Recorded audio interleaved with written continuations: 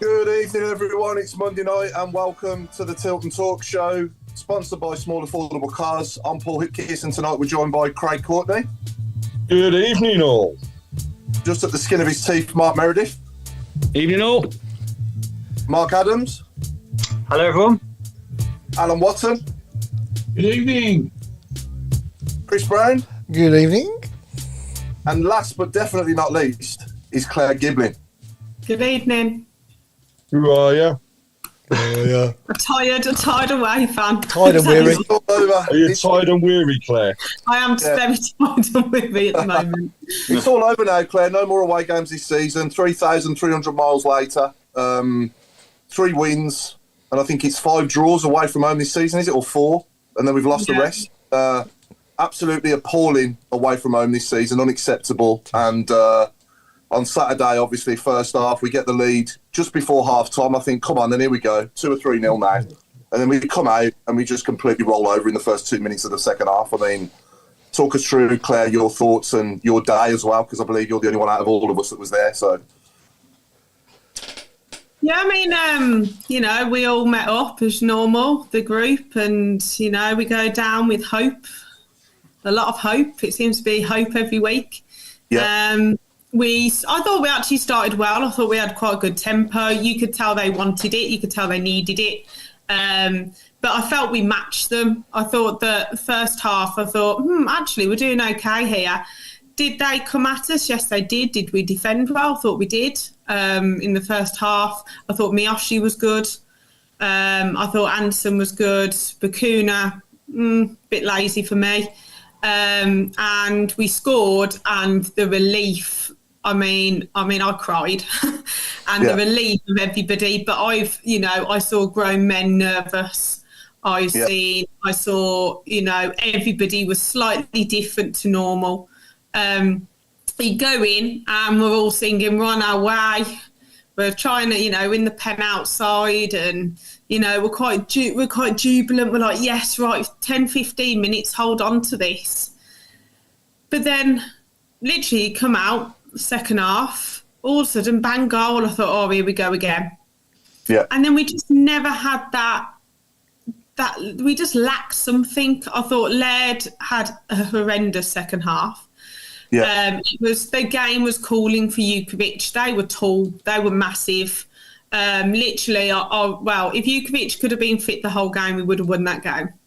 Yeah. I think he made the right subs. And I just think that we didn't put the ball in the box when Jukovic came on. Couldn't believe it. We bring Jukovic on. I think we crossed the ball once, and some of them were corners. And it was that's Jay's chance, literally, we were right behind it. And we were like agonising. It went wide. Yeah. But they wanted it more. I mean, the last 10 minutes, they went at us, and we just looked like, we're happy with a draw. And I think it was the same the week before. I think we were just happy with the draw. I mean, if we had won that game, it would have been in our own hands. Like, Plymouth have got massive games, and Blackburn. And now we're back to square one. Obviously, they're down, Huddersfield are, because of the goal swing, but I just felt like we could have just given a bit more. We needed Jukovic on with Stansfield again. Jay's running and running and running. I thought Miyoshi was good. Bilic was good again. I just think, like, Sanderson for the goal. Do you know what? I noticed this a lot because I was right near the front. He points to everybody else instead of marking somebody. And I've never really noticed it. But at the end, there was boos. There was, you're not fit to wear the shirt. There was arguments in the crowd because obviously some people think that that's right, some people thought it was wrong. And I'm just so glad that away games are over and done with. And I really hope one year I can see more than 4 away wins in a season. I think there is a handful of players that are fit to wear the shirt, but unfortunately there's not enough of them, and that's why we are where we are. But just so everyone knows as well, we'll be joined by David Davies at 7:00 as well. David Davies will be joining us at 7 p.m. As well. But I just find us very passive. I think there's a lot of periods in each game that we play where there's not enough urgency there. They don't look like they're busting a gut to get the ball back when they haven't got it. You know, and when we have got it, they're just like dinking it around left and right and backwards, and you know, there's just get it up the field, and you know, we need to score goals. We've got to try and stay in the division. You know, you ain't got time to be passing it around in front of the keeper and back to the keeper, and you know, there's just too much of that for me, and there's just too many games this season as well that have passed us by. You know, before you know it, it's the 75th minute, and we've only had a couple of shots in the game, and it's like it's happened so many times this season. But you know, Craig, what are your thoughts? I mean, do you agree with what I just said there? Don't you think that we're just so passive and naive as well? Very naive, aren't we? We just naive's a polite way of putting it. I mean, when I look at the second half of that game, scoring when we did, most people will say that is the best time to score a goal, because you then know that those teams are just going in thinking, oh God, you know, we've conceded right on the break. But we almost just rolled over and went, come and tickle our tummies as we kicked off. And you know, I wouldn't mind if it was even a decent ball and a decent setup play. But the guy was just completely open for the cross. And as far as the, you know, goal scorer was concerned, might as well have just handed in the ball, let alone crossing it to him, because he had that much time and space. It was ridiculous. Yeah. You know, I never have understood it, because Birmingham are always the same. We never, ever start a second half the way that we ultimately end them, which is we're normally on the front foot and having a go. We're normally up for things. It's almost as though somebody's behind us and we've got like this little machine that's winding us up to get us to a stage when we can actually look as though we're going to do something. But, I mean, I'm on the fence as far as the singing and stuff were concerned, because I do believe that there were people that, you're right, they're just not doing anything for us. Right? And I think if we had the opportunity, we'd not play them. But then there are other people. Like, I really feel for Jay Stansfield. Yeah. Because that kid has been trying his backside off all season. He has scored us ultimately the goals that have kept us in the position that we're in now, let alone anything else. And you know, he's gone public, hasn't he? He's almost issued an apology for his reaction to the fans. But do you know what? Jay, okay, fair play, but he shouldn't have to do that. What I would do, if it was me and I was one of those players, I'd be turning around and saying, come Saturday, do you know what? You sang you're not fit to wear the shirt. I'm going to stick my fingers up to you, and I'm going to show you exactly what we can do. I'm going to sign off, and I want to sign off the way that I should have played all season. They shouldn't be doing Saturday, Craig. Saturday's too late now. We should be safe now. Do you know what I mean? We should, but we're not. And this is the thing. We're in the situation where we have been for numerous seasons. At some point or other, the bubble has to burst. I really do fear for this weekend, but then I also look around us and think, do you know what? Is Lady Luck actually shining on us a little bit? Because even though we haven't gone and won the games, we now haven't lost in 3. We haven't played brilliant, but we haven't lost. The teams around us are still not getting results. I look at Saturday and thinking, oh, you know, Jesus, Plymouth, they're going to get a result here. And then they go on to lose, and it puts them just that little bit ahead of us. And then the other teams, Blackburn, I keep coming back to Blackburn because as a team and a fan, if I was a fan of Blackburn, I would be worried going into Saturday. They're going to be playing, ultimately, the league champions. They're going to be playing a team that may well be looking to score 100 points in the season. They're playing the team away from home, so there's going to be a party atmosphere. And I know we've seen results that have been strange. We saw Sheffield Wednesday beating the Albion the weekend. But those other teams... They wanted it, Craig. That's the difference. Sheffield Wednesday and QPR went full on at it because they knew if they got a win, they would be okay. That's our problem. We haven't. We haven't gone for it. The funny thing is, we said at the start of the season that we thought John Eustace would keep us up. He still could. And this is, do you know what I mean? This is the exact thing. We could go into Saturday and we could all be walking away going, Eustace has done his job. You know, Eustace got sent off. He's not even on the bench for the game. Oh, is that right? On I didn't know that. Yeah, he got sent off. Yeah.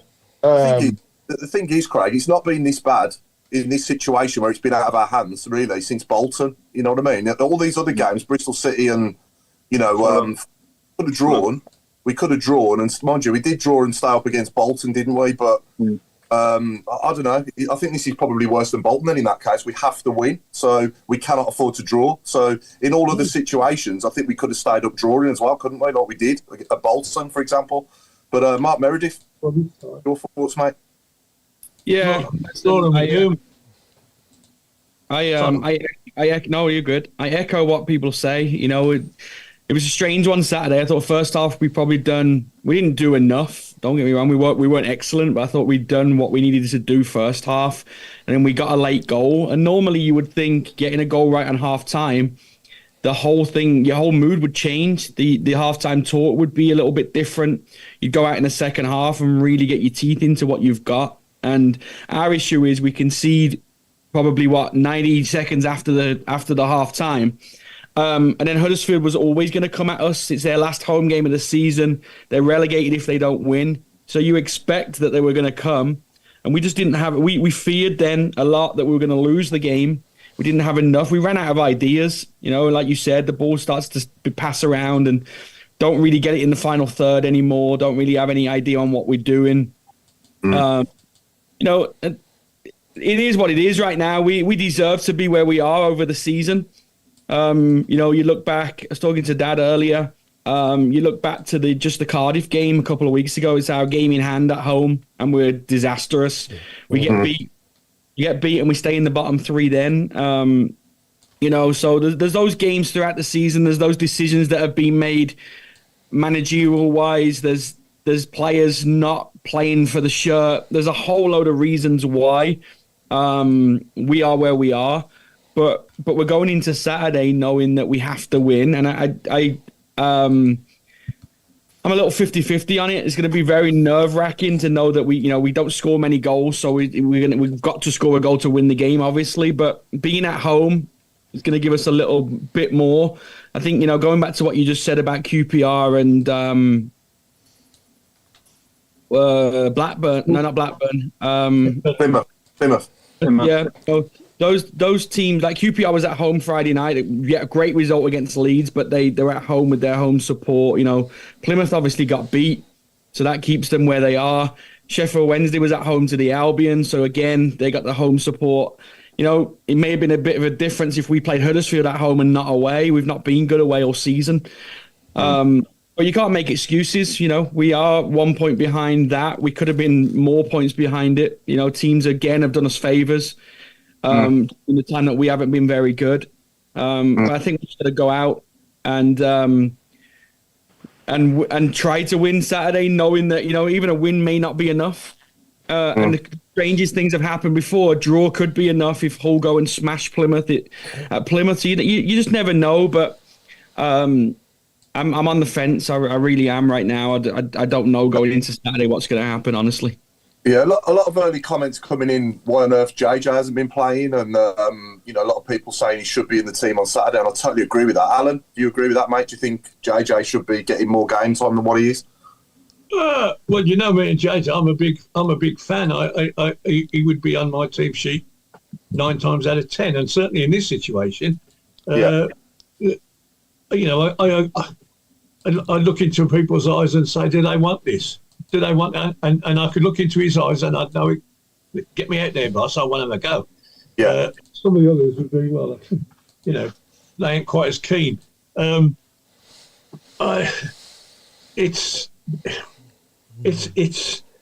almost like, I mean, the situation hasn't really changed. The only difference now is that if we don't win, we're down. It's simple as that.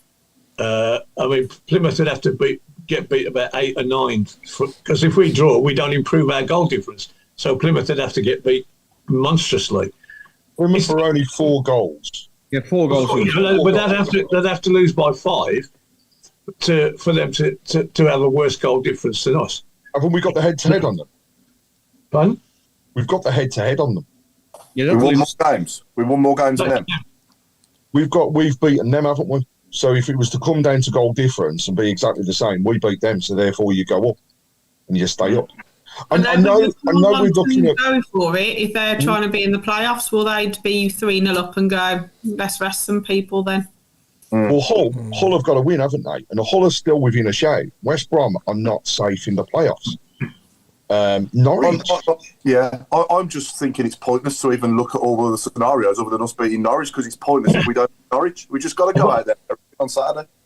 We're the only team in the group that can't afford to lose. All the other three can lose and stay up. Yeah, we can't. We can't. So, yes, the pressure is on us. And if these people in blue shirts don't react to that, then it's a bloody poor show, to be honest, and we'll get all we deserve.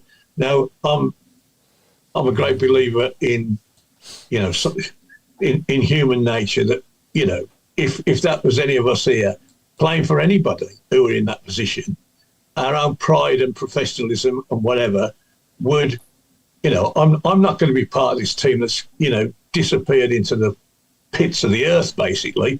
We talk about coming straight back. I'm thinking if we lose some of our players and we replace them with other third division players, because who's going to come out of the Premiership to play for in League One?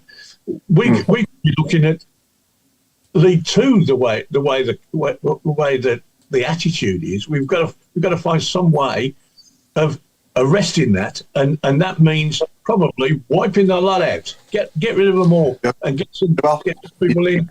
But they're not necessarily going to be league winners. Maybe in 2 years' time, we can't afford to be sitting around in that division for 2 years' time. We certainly can't afford to be fighting relegation in that division.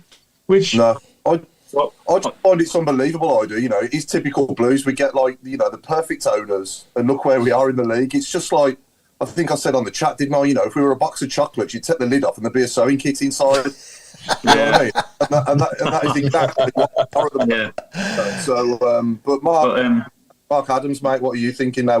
Where's your head at? Are you sleeping? No, I mean, to be honest, it's going to be a long week for everyone, isn't it?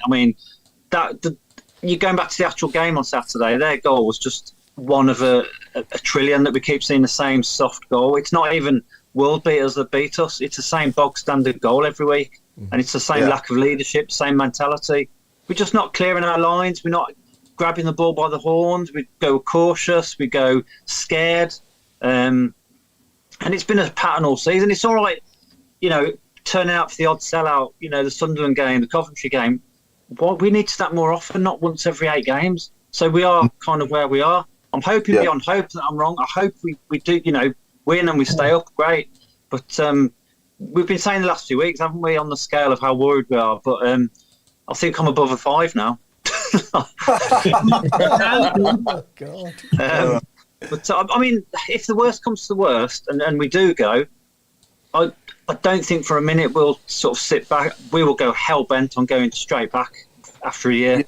Some people on social media, you're getting, in 5 years' time we'll have a big ground for League Two. And no, the Americans aren't here for that. It will be hell-bent on going up after one season. Oh, good, yeah. Yeah, we have been unlucky with certain things that have happened. Obviously with Tony, falling unwell, which is very unfortunate. And, I hope he's continuing to make a good recovery, because I would have thought we'd be by far favourites if we was in League One next season with him as our manager.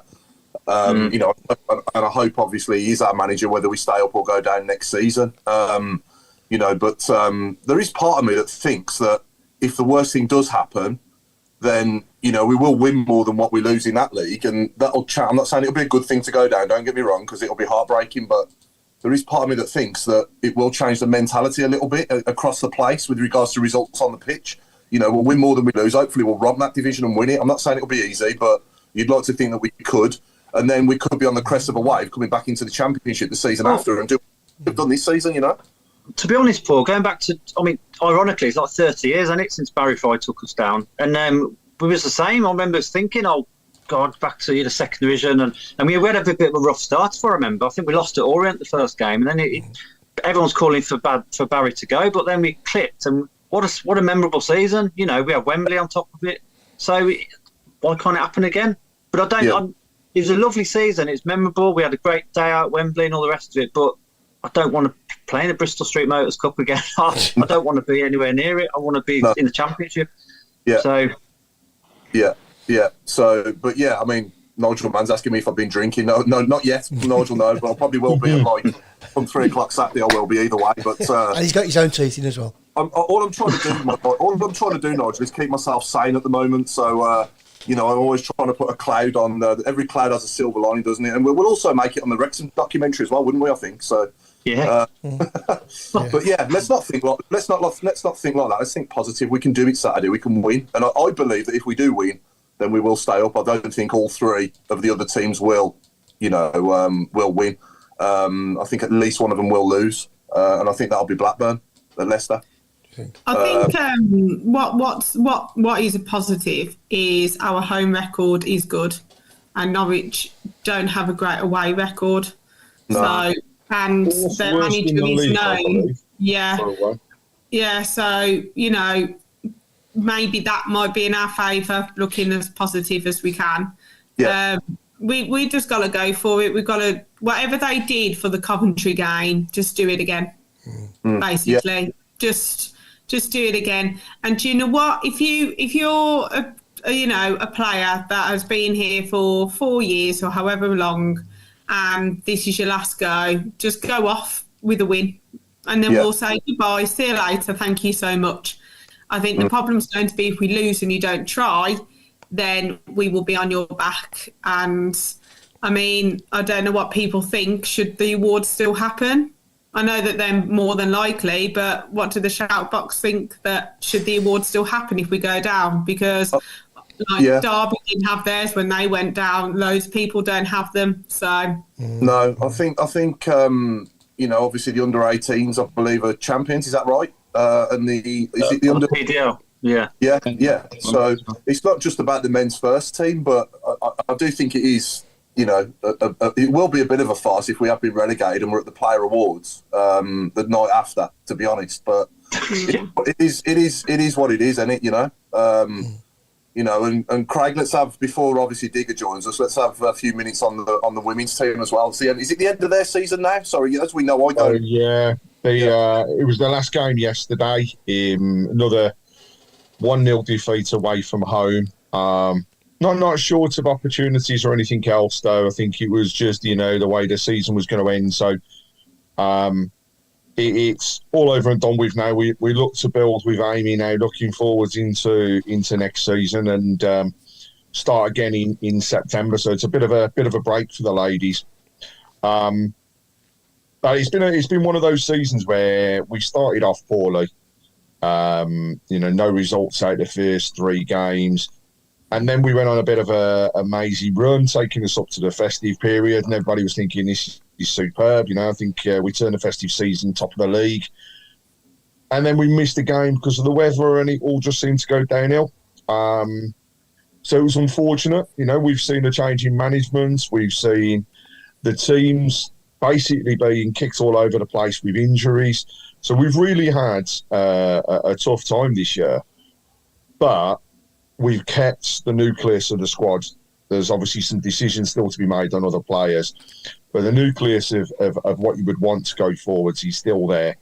And yeah, it's a case now of building ready for that push next year. But I've got to say, the league itself is just downright stupid. To only have one team being promoted is just ridiculous. It should never be in that position. Why we don't look to merge other leagues together and have more positions to go up and almost then have, more coming down out of the Women's Super League is just beyond me. But something needs to be done because it's unfair, because I think, again, the way this season ended, Charlton, who finished second, were only a point behind the team that went up. And that was the same for Birmingham last year. It was so tough, and it's unfair because everybody plays equal amount of games, has the opportunities, but one team going up is ridiculous. So hopefully that'll be looked at a little bit further. But tough way to end the season. Have a read of Stephen Gill's last blog. It is on our website, being put out in socials now. It gives you a really good breakdown of the game, as always, where he is very open, very honest. And, just exactly what we look for. And Stephen's also going to do an end-of-year review as well, So we'll see how everybody thinks. But unfortunate, again, similar to the men now, we just have to look forward to next season and see what we can do. I mean, Paul, just before Digger does come on, can we go around the shape, not just the shape box, but ourselves, ahead of Saturday? I know we'll do similar at the end. But where do people honestly think the results will be? And you know... I didn't want to do this, Craig.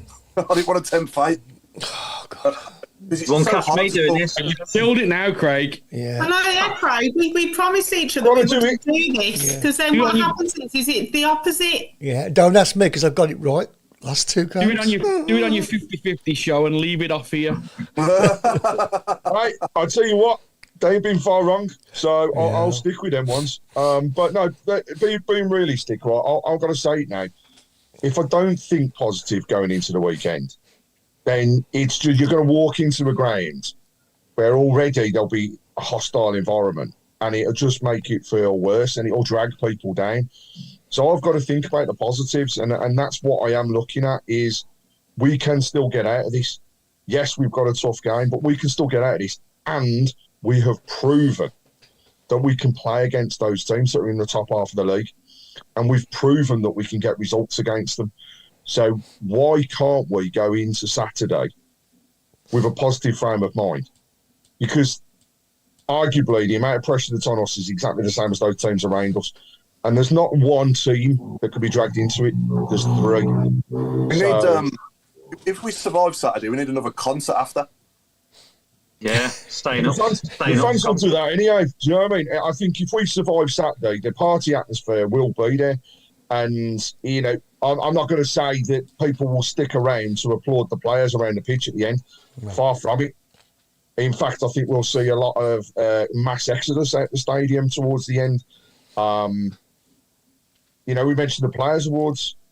Are people going to be going up to the Players' Awards if we've stayed up and saying, yeah, come on, let's have a photograph and everything else? No. And I actually think the players will know going into that it's going to be hostile and it's not going to be pleasant. They need to put money behind the bar for all of us like that being. Yep, I agree. So, I'm not being funny, that's a good idea. but I can't, like, to me, at the end of the day, we've supported you through thick and thin. You've decided whenever you've wanted to play and when it's a big game and all of this. Well, some of us have spent thousands watching you. And I'm not being funny, but buying me a few drinks might actually make it a little bit easier on the awards night. So for me, they should have an open bar after what they've done to us, and all the players should chip in £5,000 each. They should have a whip round, Claire, and give you £1 a mile that you've done. 3,300 quid back. There you go. If I had 45p a mile, me and Mum, we would be quids in. We reckon. We worked it out. I think we've spent about 3,000 to 4,000 watching the Blues. That's including petrol, staying over, drinks, food, everything. Yeah. I've got to say, there's a triple, quadruple that in a week. Sorry, Claire. There's a wicked comment come from Richard Hayler on the message board, and he's just put, "She's not singing yet. She's just adjusted her undergarments, and he's clearing her throat, but it's not over yet. Come on, you Blue Boys." And I think, you know, everybody has to think that going into the stadium, because if you're going negatively, it's gonna rub off. We can do this. I don't know which way it's gonna go. But we've sold out, haven't we, for 6 home games this season and won them all. Yeah.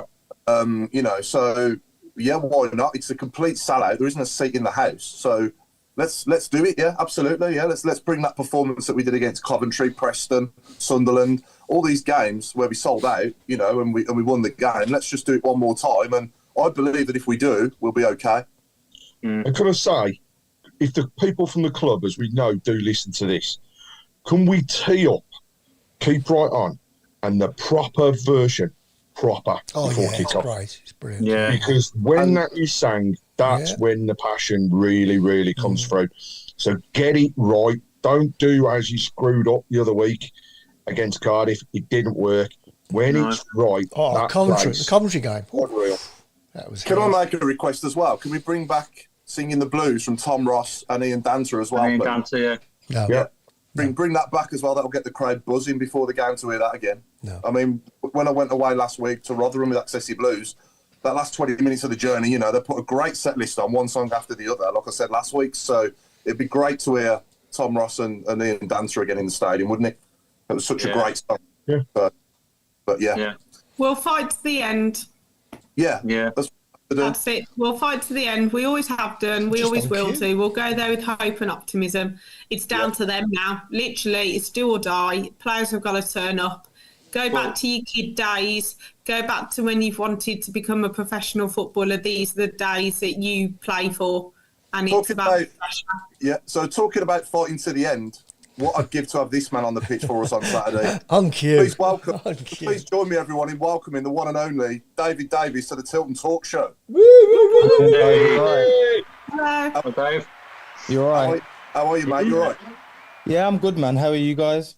All good. All right. We're all good. A bit worried about Saturday. Right. Are you worried? I think you'll be all right, you know, mate. I was saying, I was speaking yesterday, and I was basically saying when we were came down to the final day of the season, we were always just above it. Whereas obviously I know the guys are just below it now. They've got to win and rely on others. But I think with the home game and stuff like that, if they can feed off and create the same performances like they did against Coventry, then I think they'll get their result. It's just depending on the others, isn't it? You was at that Coventry game, weren't you, Digger? Yeah, I went to it, yeah. Are you there Saturday? Well, if we can get some tickets, mate. But so it'd be hard to get tickets, won't it? And especially a lot of the lads that have family and friends, don't they? You don't need a ticket, mate. Just walk in cop reception. I'll let you in. God, yeah. Man, I'm the same as everyone else, then, aren't mate? Yeah, but you know, we need you there, mate, because you was there against Coventry. We need you there Saturday, man. Yeah, man, I'm going to try and get down. Harley will probably come with me as well. Yeah, that's good. That's good. Can you play? Well, if they Bring your boots. want to try and register me, yeah, I'll give it a go. Yeah. So how are you doing nowadays? Then I know your last club you was at Forest Green, weren't you? And then you was you at Solihull Moors as well for a bit. Are you still playing now? Or have you hung your boots up now? Are you still playing? No, I'm not really playing at the minute, mate. So the last club was at Solihull, really. Been at Forest Green this year, but had a bit of an illness. The club haven't really spoke about it too much. So I don't know whether I can kind of speak properly about it, but in a nutshell, it was just they thought I had something called myositis. Turns out I didn't. It was more of some viral thing, but it just made my muscles weak, and they just don't adapt how they would now. You know how you get DOMS, delayed onset muscle soreness. Mine lasts for 3 or 4 days. So obviously being a professional in the past, usually it'd be a day if you do something strenuous, whereas mine lasts 4 days or so. So it's been weird. But I would like to try and train, see how the body adapts. I haven't done anything for nearly a year. So Okay. It's been a bit weird, not even speaking about it and stuff like that. So yeah. But you feeling okay? You feeling good now? Yeah, I feel a lot better now. I was having some tests last year, and we obviously thought it was somewhat a lot different because of how I was feeling. But yeah, I feel fine now. That's why I want to try and give it a bit of a crack in the summer, really. Just see how my body reacts to it, if that makes sense. Yeah, well, good luck with all that. I hope it all goes well. I'm pleased that you've making a progress and a recovery from that, because you're still only young, aren't you? What are you, 32? 33, mate. 33. Oh, yeah. you're a baby. You're a baby. Yeah, no, it feels weird. I'm not ready to kind of call it a day, but if my body doesn't let me, then. Of course, yeah. And I'm the type of person as well. Obviously, you guys know I am. I'll run myself into the ground. You know what I mean? It doesn't take a lot. It takes quite a lot for me to not give up, but yeah, for the time. Would you like to stay in football? Yeah, to a certain degree. I think this year's made it quite difficult to be in and around it because it's not in the same capacity. So there's still that bit that I haven't kind of let go, but I think in the future maybe to some degree. I think I would like to do more the mentoring side, I think, because I was really good with the young players at Blues and players that I've played with in the past. I've been always good with the younger ones. I think mainly because when I was a young lad coming through, the older pros are a lot harsher, a lot more on your case, whereas I felt that not my confidence, whereas you always want to try and, especially the lads you can see potential in, and they've got a good like attitude about them. You want to uplift them and give them the best chance in that aspect. Let their football do the talking, but also make them feel relaxed and part of the group. Yeah, definitely. So talking about mentoring, though, you're in the dressing room now at 12:15 on Saturday. So what are you saying to the lads, and what advice would you give them? And talk us through your scenario as well in the Fulham game, obviously, as well. What was said in the dressing room before that game, and because we're going to need to take a leaf out of that cap, aren't we? Feather out of that cap on Saturday. Yeah, to be fair, I weren't really like a massive talker. I was a massive talker on the pitch. Like, I'd always try and communicate with people on the pitch. But like, I think the only time I ever lost my head was under Zola, and I think it was the Wigan game. I think we lost. And I was like to lads, like, I was like, I'm not being funny, because it was like all the foreign boys were there. And I was like, I'm not being funny, but if you boys just think we're going to get relegated and you're going to get another team, you've got another thing coming. Like, that's not how it works. Like, we've all been shit. Sorry, I'm allowed to swear. No. You are now. Sorry. I'll beep that out anyway. Beep. We've all been poor. Like, that's not how it works. I think some of these foreign boys, like, they weren't too sure about it. Like, they thought they were just going to move on, and that's how it happens. And like, it affects a lot of people around the club. So I think, especially like the Fulham game for us, I think we'd had a few players that had been in and around it, so we kind of knew what to expect of each other. And like I say, when you've been in the trenches with a lot of those players, you could look around and you'd be like, yeah, he's got my back today, he's got my back. So like, it wasn't ever like we needed to pep talk each other, if that makes sense. You give like little bits of advice to the younger ones and stuff like that, but the older lads, we just knew. I think we had, like, on that Fulham, we had Gary Monk. When you've got a manager that you want to play for, him and Gary Rout was similar, very, very similar.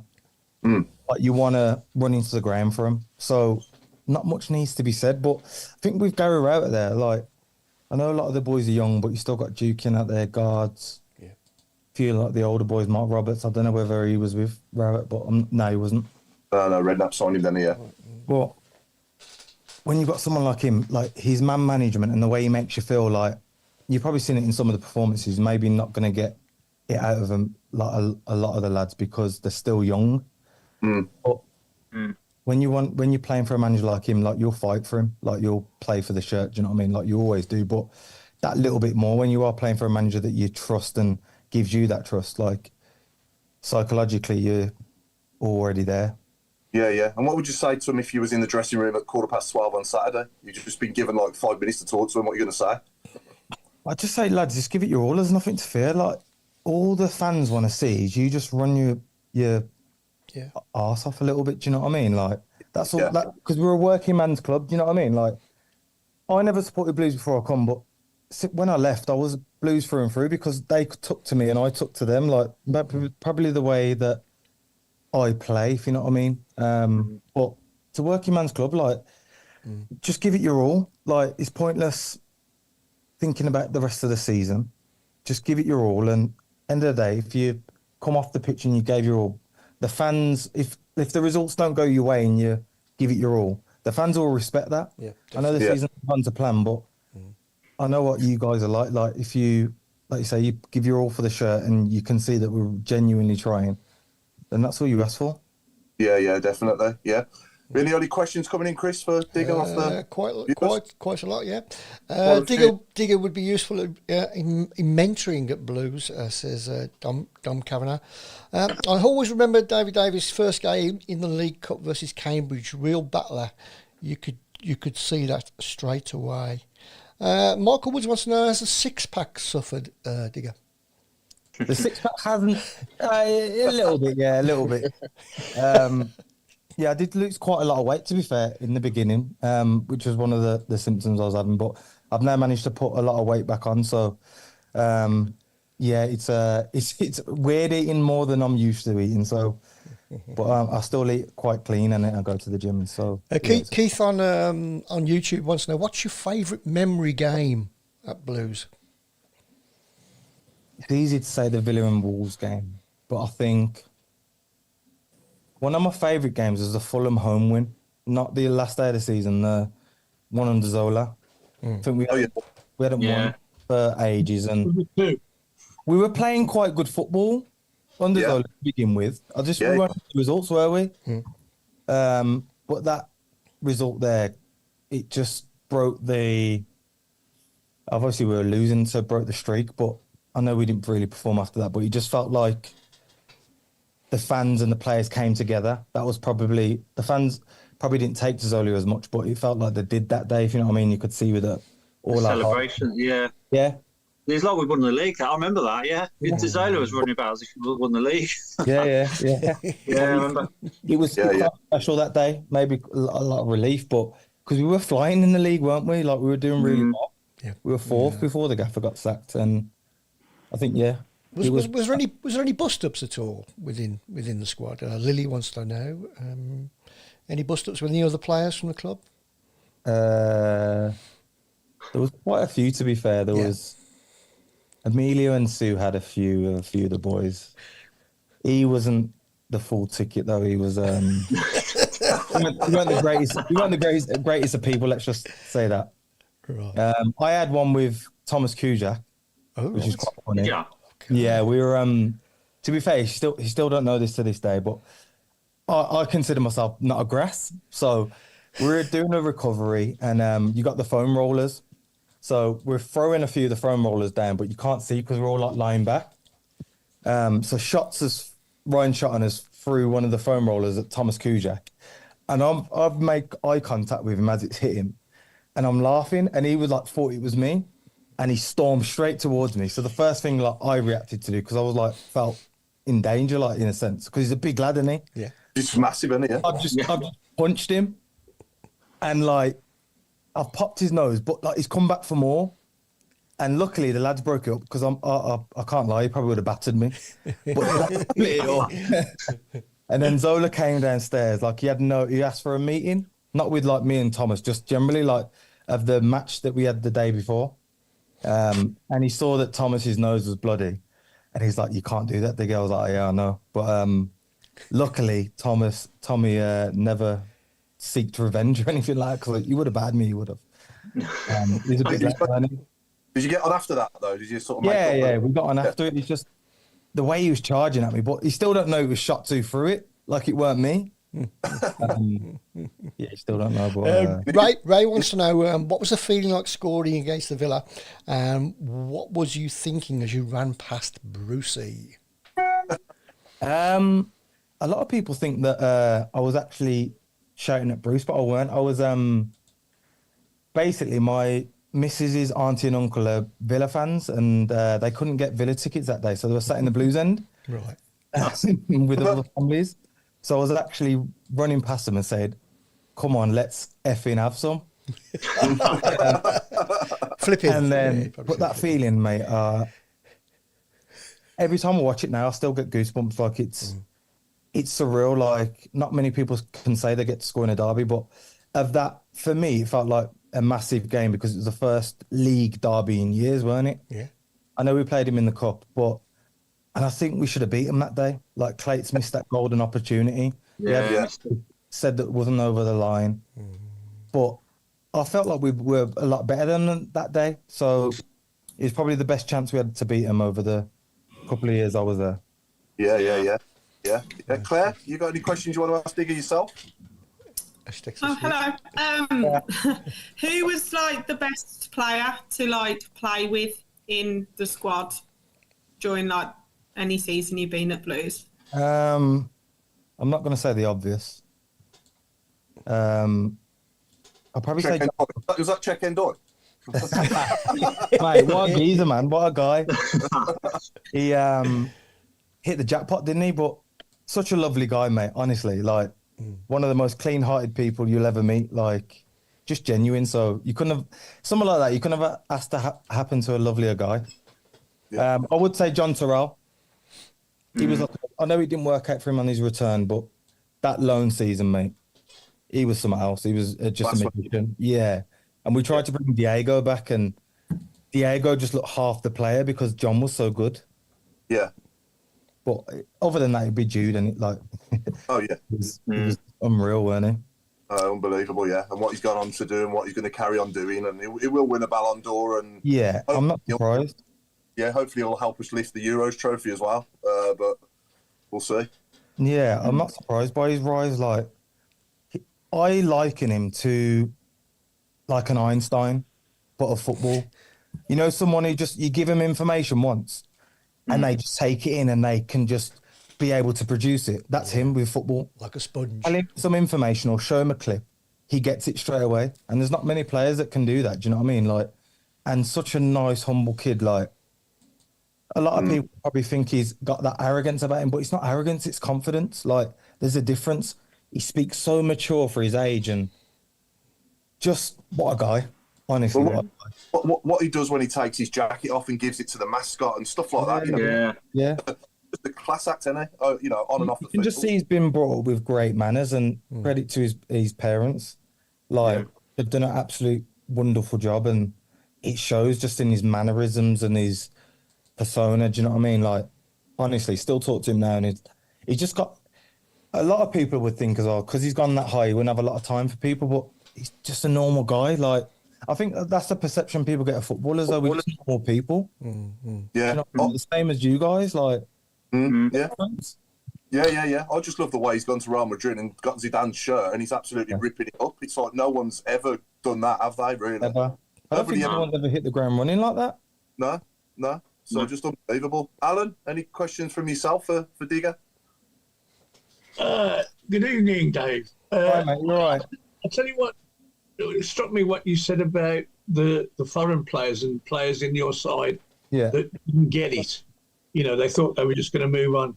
Yeah. I get the impression, that that's what's happening in the side at the moment. There are people in there think, well, if we go down, I'll get a transfer to somebody else. But I can't imagine anybody looking at a side that's just got relegated into into League One, thinking, wow, we'll have him because he's a failure. Because no matter what they mentally, they're a failure. Yeah. So they either play for us in League One or they get transferred to somebody else in League One. Nobody in the Championship or the Premier is going to touch him with a barge pole, are they? I think that's the thing now as well. Like, I've seen so many players who are like my age, bit younger, who were big names in the Championship who are struggling to get teams now because they thought that they could either run their contract down, hadn't been in teams that weren't performing, but it's harder to get clubs now. I think it's not like it was 4 or 5 years ago where if you're a free agent, then it was great. Like, it's hard now. A lot of the teams in the Championship will go for the younger players on loan because it's a free hit, really, for the clubs. They can send them back if they don't do well. Whereas if you sign a player on a 3-4 year deal, if they don't hit the ground running, it's seen as a liability now. So it's obviously, I don't know the current squad, but in a way, obviously, everyone wants to stay up. But when I was at Wolves, we needed to go down in a sense to get that winning feeling back. Yeah. And then go again, if you know what I mean, because there's a lot of stuff happening at the club at the minute, isn't that? Like, and obviously the owner's not going to go anywhere, but obviously you don't want him to go down. But to get there's that little bit where you want that winning feeling back, if you know what I mean, and like be the top dogs, and then maybe have a clear out of a few players and stuff like that, and start again, go from scratch with the new owners and their vision. But there needs to be stability with the manager. Like, that's the thing that's been lacking at Blues over the past 10 years. They cracked it twice with the right managers, which was Gary Monk and Gary Rowett, and the old owners messed it up. Yeah. Through their, I don't know what it was, ego, or they thought that it was a certain way of playing. They messed it up because those two managers would have eventually I believe, would have got us over the line. Yeah. Can I ask, sorry, Paul. Can I ask Dave? You know, sometimes you hear people say, "Oh, so and so's not bothered. He'll be off at the end of the season. He's not trying." Do you reckon that's true to some extent? Do you reckon footballers do think like that they don't put the effort in because they know they're going to be off? I personally can't speak for a lot of people, but I do presume, or I've seen a few players that I've thought, yeah, he's not really that bothered. Do you know what I mean? Whether he's got a year left on his contract, whether he's running his contract down, or he's out of contract. Like, I've seen a few people where I thought, he's not really. I don't really want to play with him today, if you know what I mean. But you don't know everyone's scenario, and I could be wrong judging them, if you know what I mean. Like, but obviously sometimes you get that impression from people. But, Yeah. Would the other lads sort of chip in and say, sort of get on the back and say, come on, you've got to put the effort in, dig them out, sort of thing. Yeah, a little bit. Or it just sounds really silly. We just go to the manager and say, listen, he can't play on Saturday. Or like, obviously it's down to the manager from there, but like as a group of players, like we know what it takes to get out of the situation we're in. So we'd just go as a group and say, like, if we thought that someone wasn't pulling the weight, yeah, it kind of be like that. Yeah. Mark Meredith, you got anything you want to ask Digger yourself? Yeah, just going back to that one, you obviously say about Rowett and Monk and stuff. So when we sacked and brought Zola in that season, what was the feeling around the players then when obviously we had Zola I suppose just turned up as a big name, and we all know he's a great football player. But what was your thoughts as a player then? Honestly, we were devastated. Like we were on a cool down because we just beat Ipswich 2-1. So we were on a cool down. The gaffer was supposed to have a day off. We get called into the meeting room. Didn't have a Scooby what it was about. Get told that gaffer's been sacked. We're like, what? Like in disbelief because we just won. Like I know there's new owners and whatever, and then we got told Zola was coming in. So we were just shocked, disappointed, because I think that scenario, you'd want to ask the players, especially as new owners, like, what do you think of this manager? Like, do you know what I mean? Like, so it was weird for us. But it's football and you have to kind of move on quickly. As much as we were gutted, 100 had come in and we thought at the time, well, we're fourth, let's try and capitalise on this. Obviously it didn't work, and I felt sorry for Zola in a sense, because a lot of his backroom staff were kind of against him. Like there was this weird situation we had where we played Blackburn away, and his assistant Gabby, he pulled us all in. Like we had our tactics meeting at like 10:30 in the morning, and Gabby was like, "Meet us in room, I don't know, 502 at 1:45." So me, guards, Keith, Glees, can't remember who else. He brought us in a room, and he was like, "Forget what Zola's just said. Play this way," and we're all looking at each other like, what? He's like, yeah, play this way and make sure you move the ball this way. Don't listen to what the gaffer said, because if we play this way, like, we're not going to get much success from the game. We just couldn't fathom it. And a lot of the backroom staff were kind of against him a little bit. I don't know why he brought him in. But yeah, it was a bit weird. That is weird, isn't it? Yeah, sounds like unorganised chaos. Yeah, which is there was a lot of that going on, mate, while I was there. Yeah. Yeah. So let's take it back to the start then. Obviously, I think it was the 2014 pre-season, wasn't it? Signed, and it was Lee Clark, wasn't it, that signed you at the time? Yeah. How did that come about then? Obviously, you was at Wolves, and how did it come about the move to Blues? And did you have anyone else, obviously, that you was linked with at the time, or anyone else that was after you? Well, I think it was a week before, 2 weeks before, I was supposed to go on loan to Barnsley. But at the time, if Wolves said they wouldn't pay I think it was like signing on fee for that year. And I was like, fine, I'll scrap it. Then they wanted like I think it was appearance fees. And my agent was like, this is ridiculous. Like, just let him go and play football. Like, I don't know why you're getting all technical. So in the end, it worked out, to be honest, because I had a call off Lee Clark, and I met him at the pub or the hotel just around the corner from the training ground. Okay. Westmead. Yeah, Westmead, yeah. Yeah. Met him there, and I knew straight away I wanted to play for him. He seemed straight up, said what he wanted from me, and it felt like a bit of a fresh start. He was still local for me as well, like. Yeah. So it seemed like a fresh start. Yeah, I signed under him. First couple of games was obviously okay. We didn't do that great, but then as soon as Rowett come in, I think we all clicked, because we kind of knew that we could depend on each other. Like, we probably weren't the most talented group, but hard work and work ethic, we knew that we could outmatch anyone, and I think Gary brought the best out of us in that. And that's what we got. We got the opposite to that now. You see, we've got a lot of good flair players in the team and skilled players, but there's just no grit there. And that's why we're getting rolled over when we're conceding goals a lot. Yeah, it's weird as well, because a lot of the fans over the years were probably wanting those flair players, if you know what I mean. Yeah. And we're crying out for a few, and obviously in your team, you do need a few, and those people who can bring with those magic moments and the wow factor. Yeah. Probably had it a bit more so, I'd say, under Redknapp, because he bought a lot of players, and he had Jeremy Boga, didn't feature a lot. But you had a lot more tricky technical players then, but didn't really work. And I felt a bit sorry for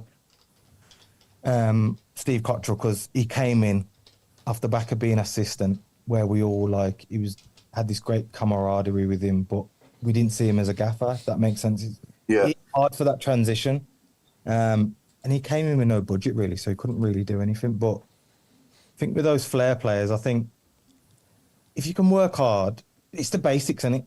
Just work hard and let your rest of it do the talking, because hard work does beat talent. It's a silly old saying, but it does. Do you know what I mean? Yeah. But every team and every good team in football history has always got the grafters in there. And, you know, Tony Mowbray calls them the artists and the soldiers. Yeah. You know, exactly. You know, going back further, like we had Martin O'Connor and Brian Hughes in the middle, and they were like complemented each other so well. Because you had Martin O'Connor who'd do all the dirty work, and Brian Hughes who would, you know, unlock a defence, score some world-class goals for us. You know, two great players together, but so different to each other as players, if you know what I mean. This is what I think as well, though. Like, you see all the top players, technically great, but what separates them all? Consistency and hard work. Yeah. Browne works his nuts off. So do all of them, Bernardo Silva. These players are at the top because, number one, they're consistent. Yeah. Like, obviously, they've got ability, but they work hard. So if you want to get to the top and you want to kick on with your career, you got to work hard. And that's the basics. Like, if you've got the ability, then fair enough. But if you don't, one without the other, no one's going to want you. Yeah, no. Craig, I'll come to you now, mate. You got anything you want to ask Digger, and then we'll go on to the shout box for a bit, and then we'll come on to. I was going to say, got lined up for you, mate. There's loads of questions, Craig. On the the shout box has been it's crazy, absolutely manic. But yeah, I mean, Digger, in terms of your time at the club, you've mentioned there first of all, you know, signing from Wolves, coming to Birmingham. Yeah. But why? Apart from meeting Lee Clark, why Birmingham? What was the draw at the time? I think, obviously, I've got a lot of family and friends who are Blues fans, but being local, you know what it kind of means to play for a local side. So there's that pride of... I think as well, look, there was a bit of me. I used to go to a couple of the Blues games, I think, when Jermaine Pennant was there, and I remember him playing on tag. It sounds really... things that I should remember, but I used to go to the Blues then a little bit with a guy called Tom Smythe and his dad Andy Smythe. They used to take me, so I remember like bits and bobs and games. I do remember a Premier League game. I think Leeds beat them 3-0. I think like Robbie Keane scored or something like that. He hadn't scored for ages, but that's me remembering. But just going to that game and feeling that atmosphere, and obviously at the time the club weren't known to be doing great. But having seen that Premier League game at that time, you can see what the club's really about. Do you know what I mean? If and when they're doing well, it gets bouncing. Do you know what I mean? The atmosphere is great, especially at that time. It takes pride and wanting to prove myself as well. And actually, one of the questions that's just come in is from Nigel Mann, and he said, "No pressure, but who's the best fans, Wolves or Blues?" Oh, Blues all day, mate. No brainer. Yeah. All day. No, I knew you were going to say that. I remember your celebration at Molineux when you scored against them for us as well. I was really puzzled though when I left. Like, they booed me. I know I went to Birmingham, but it wasn't my, like, at that time, it wasn't my choice to leave. Kenny Jackett just, I weren't in favour with him. So it's not like I'd played badly or... So it was a bit of a weird when I first went back there and they booed me. It was like, I was homegrown from there, so it was a bit like, didn't expect like a massive applause, but not to the degree of booing and stuff like that. So it was a bit... When I scored against him, it was like, I was buzzing. Jason Hughes, got a question from Jason Hughes. What was it like dealing with all the big music egos for the We Are the World charity single? I've been waiting for that one. Am I supposed to get that, or? I think it's... There's a Lionel Richie. It's to do with your doppelganger of being Lionel Richie. You think I look like it? Probably the moustache, and the moustache, and the beard. Yeah. It was a handsome get, don't worry. Yeah, he was all right, wasn't he? Yeah, he was all right. He was a good-looking bloke, Lionel Richie, when he was 33, definitely. Right, yeah. I wanted to ask you about the number 26. Did that mean something to you? Because I remember at the time we were linked with John Terry, weren't we, under Redknapp? And Yeah. we were getting a bit of banter flying about, weren't you, about giving him your number? And you was like, Yeah, I put a tweet out, didn't I, mate? Yeah. Even if he did come, I wouldn't have given it him. No. So what did it mean to you then? That number, was it? I think like it was my first. I had it at Wolves, didn't I? So it was my first team number. And then I remember trying to switch to 8 when we went down to League One. I went to number 8, and it just weren't me. So I went back to 26, obviously, when I was back at Blues. But it was my first ever like squad number. So like, well, first team squad number. Yeah. So it just meant a lot to me. I felt like it was me. Do you know when like you have a number, and I think sometimes you think you've got to be number 8, number 10 because it's in that first 11. But you went like you just go with what feels comfortable for you, and 26. That was my number. Yeah. Fair play. Claire, we got quick fire questions. Yeah, let me just get them up. Quick question. Have you got any other stories about the Dongren era? Because we've heard quite a few off Harley Dean and Stockdale. Have you got any ones that haven't been said yet that you're allowed to say? I remember this meeting we had where like it was after a game we'd lost. And we all sat in like the video analysis room, and the main man came in. We've never saw him before, but he came down. So we knew it must have been like bad. And he was saying something, like he was saying like in Chinese, whatever he was saying, and Dong was translating it.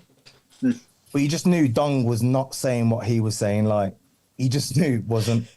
And the only way I can describe it was like, you ever watched like some of them Chinese films where like they're talking and the back, like the mouth is not adding up to like it's a delay. It was that, mate. Like I felt like I was in a film, but you just knew Dong was not saying what he was saying. Maybe because he didn't want to offend us, but whoever this top guy was, you could tell he was caning us. You mean you actually got to meet the top guy? Because I think as fans, we never knew who he was. Oh, mate, I think we met him once, and we only knew he was the top guy because, like, Dong was, like, basically he was, like, scattering around him. So you knew he was, like, something to do with, like, one of the top people, and he just flew in from China. But it was almost like, do you remember, like, Edward and the other guy? It was almost like they just went to someone off the street and just picked them two up because they had not a clue about football, not a clue about the club. It was like they just hired them from nowhere. Did he try and take your position? I know Dong liked to go training, didn't he? Yeah, he used to do kick-ups in like very expensive shoes, and it made no sense. It was just like I don't know. It was especially when he moved to the training ground. That was weird. Yeah, because he was based at the stadium before, was he? Yeah, based at the stadium, and then he was because he was proper paranoid about stuff. Not the manager, so he moved his office down the training ground, and it just became weird. Was it true, Dave, that he kept the Carling Cup there as well? At the training ground? Yeah, apparently there's a rumour he kept the Carling Cup. He took the Carling Cup with him, kept that there as well. I didn't see it, so I can't confirm or deny that one. I didn't personally see it. Yeah. So yeah, we got Claire's quick fire question. So what it is, Digger, basically, Claire's going to ask you for about a minute or so. Yeah. Some quick fire questions. Yeah. Okay. First football memory. Ian Wright, Arsenal. Was that your team when you was a kid? Who's the most influential captain? Influential captain, Cole Henry at Wolves. Probably my biggest mentor. Your ultimate five-a-side team from any football era? Any player, like not that I've played with. Henry, R9, Nesta. Do I have to have a goalie? No. All right. Just say Kusha. Nesta, Perlo, and Xavi. Best opposition player you played against? Probably Paul Scholes. First ever professional goal? Charlton. Worst referee. Oh, all of them. After that rookie came in, honestly, about you get carded for speaking to them, they all became just too nice for you. It was ridiculous. Quickest player you've played with. Cohen Brummel. What? Oh, that's the name. That's a blasphemy. Yeah, wouldn't expect that. That's like stopped me in my tracks there because I didn't realise that would be the aggression. Best friend in football. Probably say Harley. If you weren't a footballer, what would you have been? Oof. I used to love IT growing up, so I used to take computers apart and put them back together, like hard drives and SSDs and stuff like that. So I was quite savvy with that, but obviously it's changed a lot since I was doing it when it was Packard Bell. But something to do with IT, I think. Best away ground you played at? Oh, Celtic Park. Oh, yeah. And if you could relive any football memory, which one would it be? Can't be that Villa goal, innit? Yeah. Got to be in it. It has to be, I was like, hoping that'd be honestly. the Like, answer.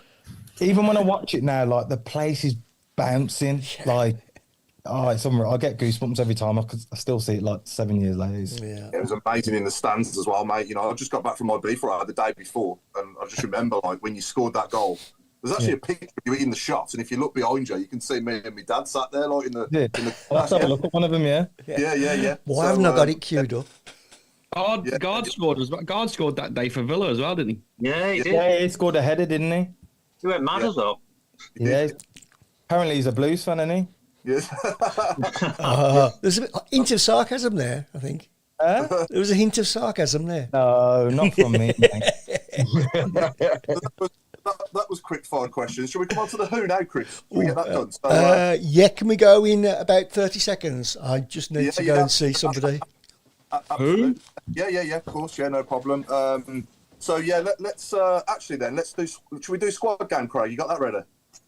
I have indeed. So we've got got a few fun games lined up, didn't I, Digger? So squad game is basically where Craig is going to name a season, Yeah, and I'm hoping it's the season that you played for us, yeah. and you get 30 seconds to name as many players as you can from that season, and one of us is going to go head against you, Yeah. and whoever gets the most basically wins.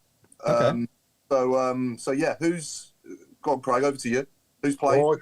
So I think we've got this competition going on that nobody's ever beat Paul, but actually, Digger, I fancy your chances. So we're going to go up against you. Okay. So the first season is 2016-2017. So how many players do you think you can name out of that, Digger? So what we do now is we go heads or tails to see who wants to go first. So do you want to go heads? Chris, you got a coin? I have, yep. He's always carrying loose change, ain't you? Yeah. Okay. Heads or tails? Tails, mate. It is tails. Do you want to go first or second? I'll go second. I'll see what I'll come up against. I thought you might. Okay. So 2016, 2017, someone got the clock for me? Yeah, I'm ready whenever you want to go. Okay. Ready. Steady. Go. Thomas Kuszak, Adam Ledgkins. I'm going to go for... Oh, God, my head's gone. Michael Morrison. Ryan Shotton. Jonathan Grains. David Davis. Who? Stephen Beeson. Jax Magoma. Up front, we had Sam Gallagher. We had Shay Adams. We had Lucas Djukovic. 5 seconds. We had, God, I'm struggling here. Doodle-a-doo, doodle-a-doo. That's you go. Sam Gallagher don't count, does he? No, we signed him the season after, didn't we? Yeah. Yeah. So what did I get about? You got 9 there, Paul. That's actually one of your lowest ones. That's That is. poor. There's so much pressure on you there. Bit of I'm training. feeling quite confident. Awful. Wow. You got a bit on, yeah. So the season now is 1992, 1993. It's actually the next season on, so 2017, 2018. Oh, I've got a lot of players to pick from there, ain't I? You haven't. I've just told you one of them. Confident there. Started with Gallagher already. He's already on two, himself and Gallagher. Oh, yeah. Okay. Yeah. Right then, on your marks, get set, go. Jason Lowe, Harley Dean, Hotter, David Davis, Go on. Emilio Ensu, Michael Morrison, Paul Robinson, Shay Adams. Who else did we have? Check Doy, Stephen Gleeson, 5 seconds. Jake Clark. No, that was a year after. Diddle-ip. Maxi Time's Polly. up. That's it. Oh, yeah, just done it. Oh, Got 10, you know, didn't literally at the last grasp, you got you there, Paul, because it was 9-all at that point. Whoa. Well I done. think it takes it. I had a lot of players to choose from as well. My mind went blank. It does, yeah. It does. Yeah. Well, it gets you. It does. You just go blank. That just happened to me. And just whilst we've been speaking, I'm just going to read out a couple of text messages that I've had. Yeah. And Dig, I want you to tell me if you know who these would be from and actually what the stories are, because the first one is cultural lobby of the STK London.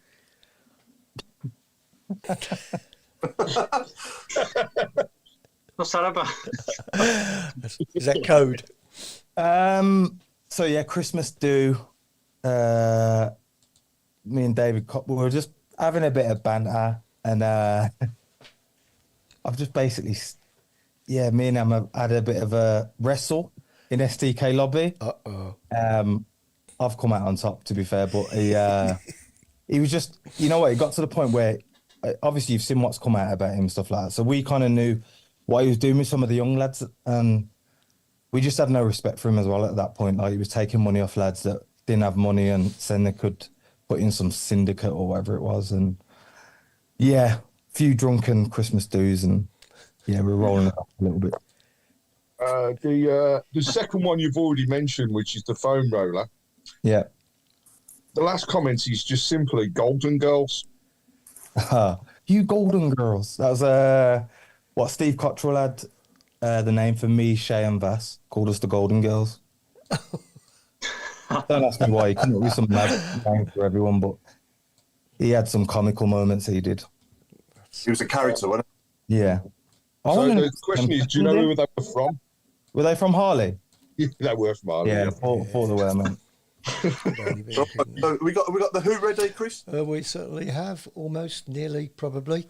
Wait, What we're going to do now, Digger, is play a player talking that you've played with, and we want you to tell us who it is. Hang on, Okay. Hang on a second, because I'm obviously saying who like that because that's what happens at St Andrews, isn't it, when the opposition make a sub? Who? Who?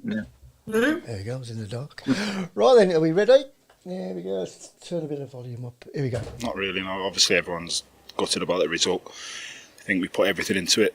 I think everyone could see that we wanted to go and get the win, and unfortunately, it didn't come off today, and they went and got one at the end, which was really disappointing. But Don't fight tonight. Whoa! Have we, He hadn't even finished talking, man. have we ever had listen, anybody mate, get it that quick?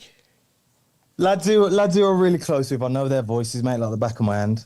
I was tired of morning as well, to be fair, Yeah. Fair play. Yeah, well, that ladies and gentlemen, was who? Okay, so I'm blaming Paul for that then. Yeah, so the last thing that we'll do, and then we'll come on to some more viewers' questions and some questions across the room as well.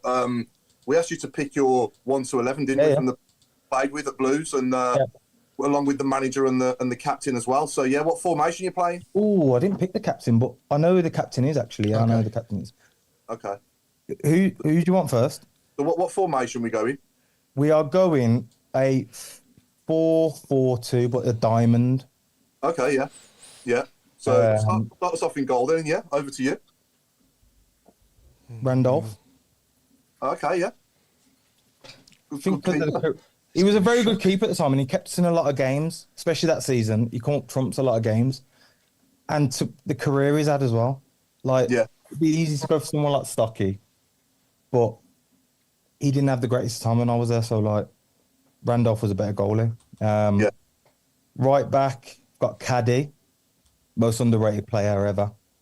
Yeah. Like, a lot of people probably thought he was overweight, and he got kind of sacked off from Blues because they thought he was overweight. But you know, with some people, like they perform well with the weight that they are. You like, and if you take that away from them, sometimes they get worse. Like, it might be psychological, but unbelievable player. I don't know whether you guys thought it at the time, but consistently. Yeah. I'm not going to lie. I was expecting you to say Maxime. That's who I thought you'd pick. But Maxime was good, but during my time, especially that team that those first 2 years, mate, like some of the like results we produced was just, especially because like, we weren't expected to, were we? Were so like to be that consistent against some of the top teams, like it was a big year, yeah. Centre halves. I've got Harley and Morrow. Yeah, good partnership with that. Yeah. Two soldiers, mate. Two absolutes, especially that Gary Monk season before the FFP and points deduction. I think that killed us, knowing that that was coming, because we kind of knew that about December, and obviously it came in March. But psychologically, we knew that we were just on the back foot. Do you know what I mean? That get you down as players, would you say? Yeah, massively, because we were doing so well, and it just felt like it was out of our, like, it was nothing to do with us playing. Do you know what I mean? Like, we were putting the performances. Shay was on fire, Juki was on fire, everyone was on fire. Like, it was just disappointing. Like, and we just knew, because the championship's so hard. How do you get back 10 points? Like, do you know what I mean? How'd you get that back? Yeah. So yeah, I think we feel a bit like that at the moment as fans, because we've got obviously these dream owners now.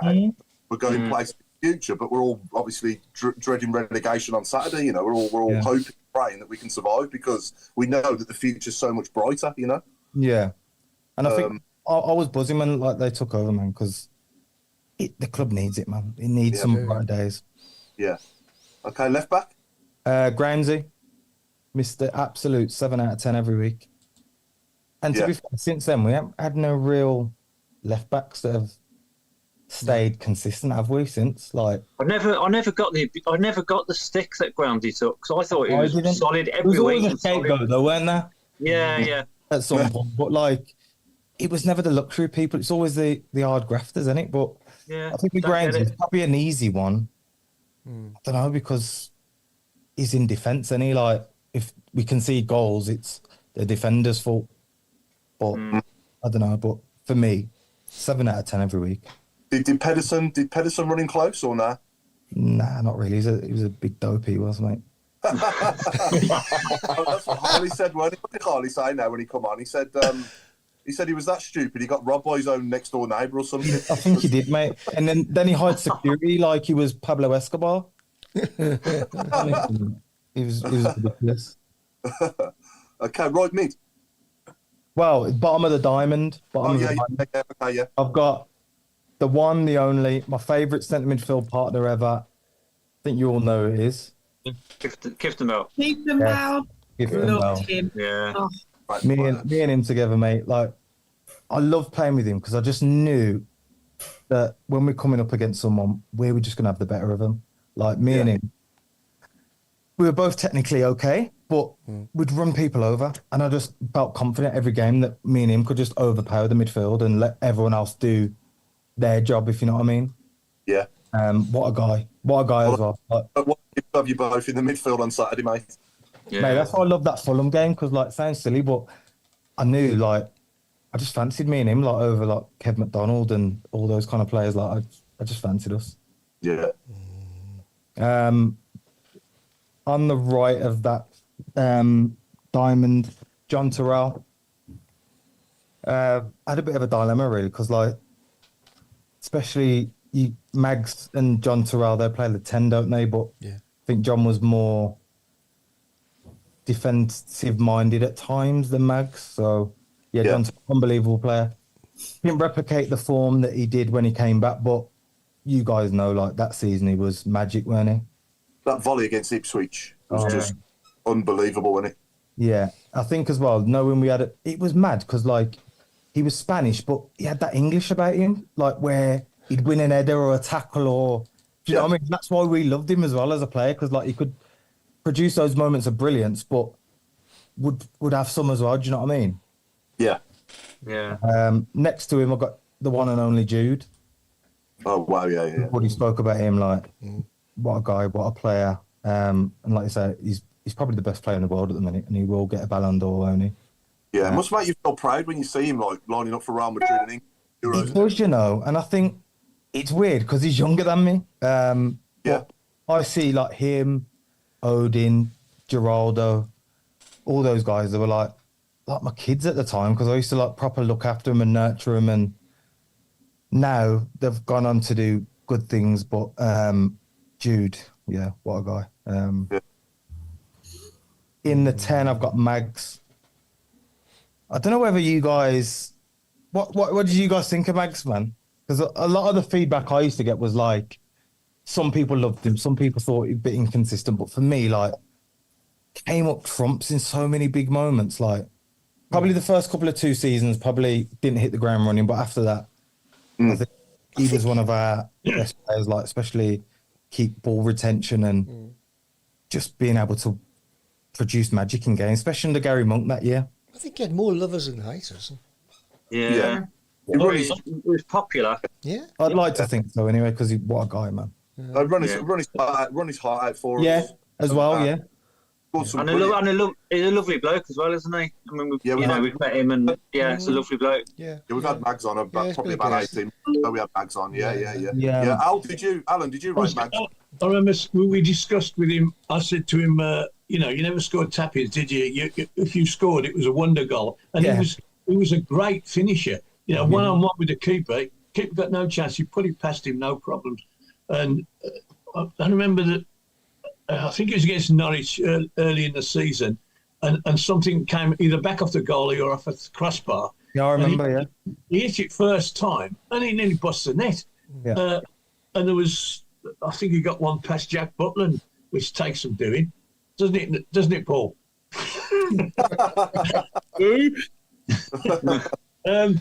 But yeah, he scored some absolute blinders. I think he was quick as well. He was quick. Yeah. Yeah, that's a good group, mate. Honestly, I think my favourite group was probably the 18-19 season. We had such a good group, mate. Like, just people like you would want to be with outside of the training ground as well. Do you know what I mean? And that's hard to come by. Like, people just buzzed. Like, you were genuinely excited to come to the training ground every day. Yeah, I know you say Harley's your best mate in football now, but are there many more of the lads that you're still in touch with as well? Yes, I still speak to like Vass, Josh McEachran, Shay, still speak to Mags, Omar Bogle a little bit. Yeah. A lot of the other boys like Mendes Lang, like you guys don't really know them, but Blues lads, just a few of them, Yeah. And then up front, you got your front two.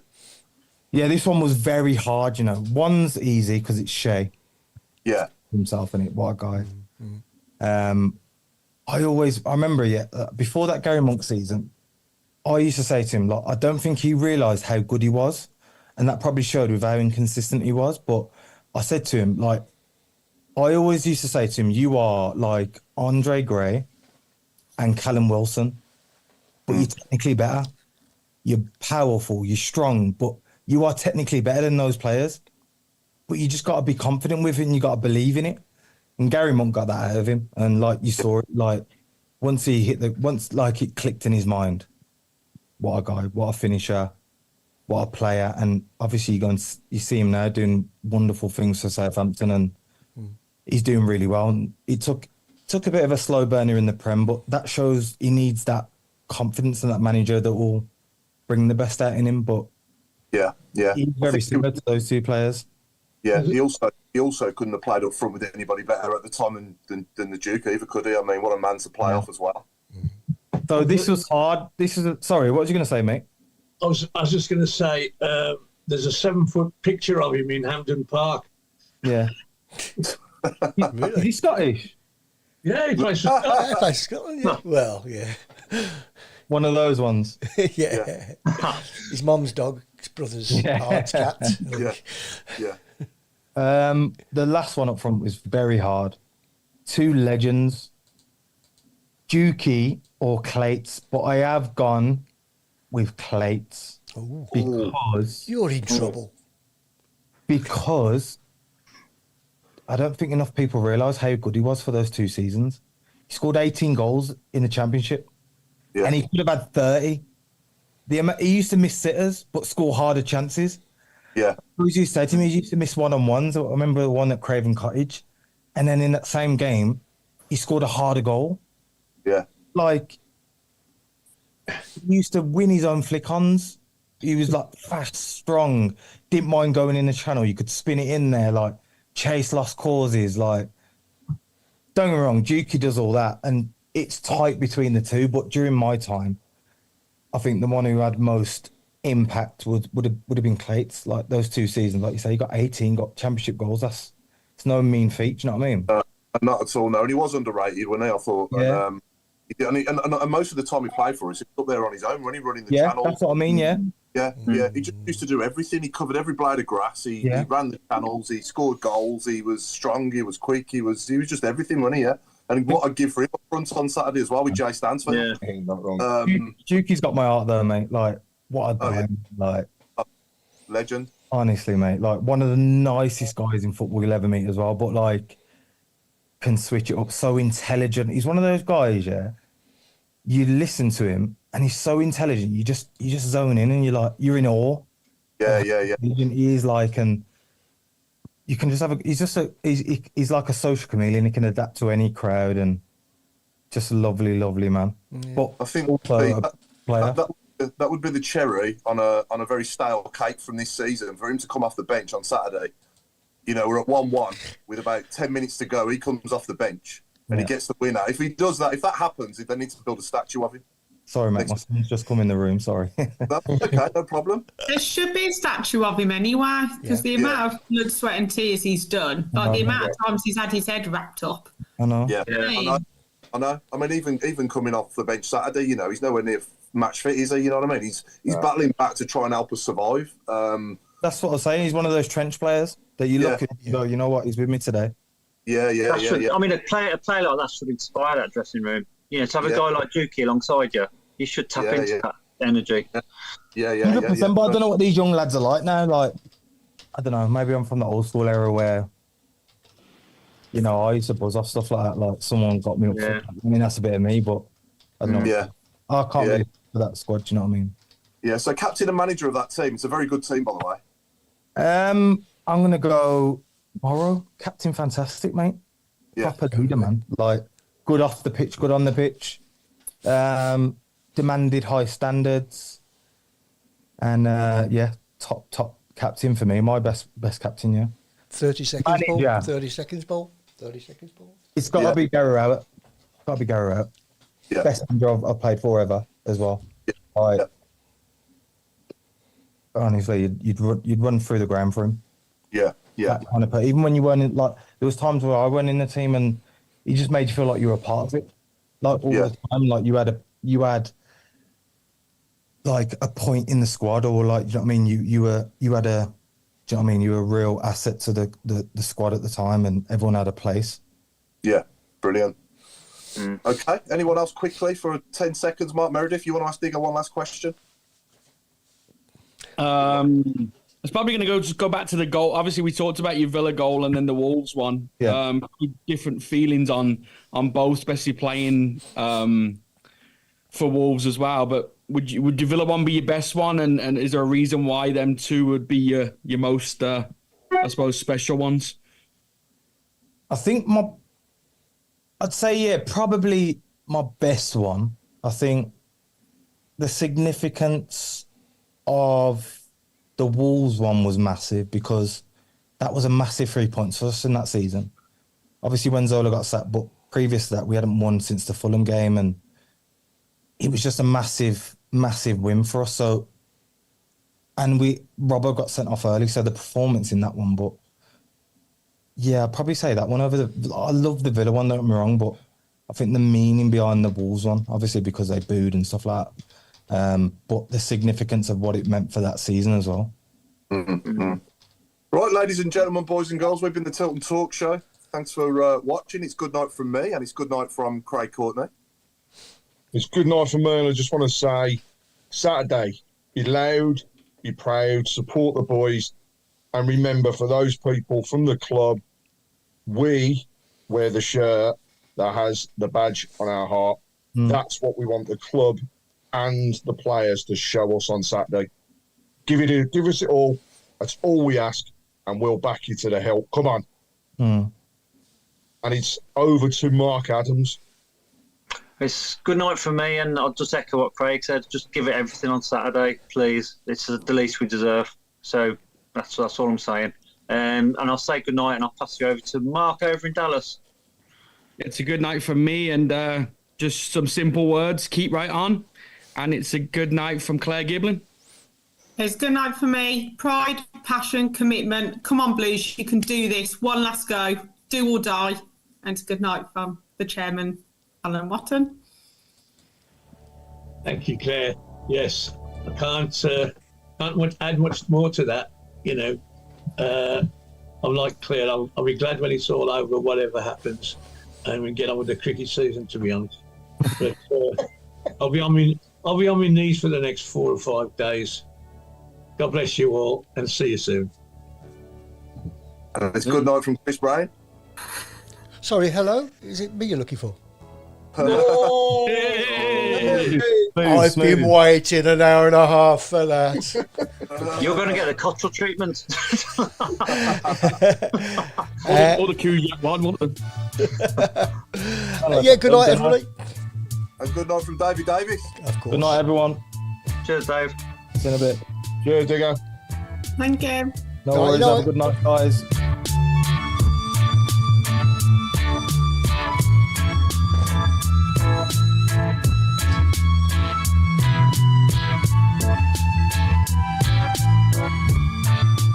Oh, okay, is that new booking? Might bring it on Saturday, to be fair. Might draw a face on it to talk to. You're not going to lend it to Chris? No. Oh, I should have had it tonight, shouldn't I? I could do, actually. Be your friend. Yeah, I've drawn a face on it, and he's looking forward to Saturday. Maybe he can play. He might give more passion and commitment than the players we've got. The bucket. Yeah, could do. Bro, do not predict the scores this week, please. Oh, we haven't done predictions, have we? Can No. we? 0-0. There's no need for predictions. There's No only 50-50, no predictions, no betting, nothing. No, not allowed, banned. No 50-50. I like that one, Claire. Best thing we've ever said. Oh, it's already arranged. I'm ever so sorry.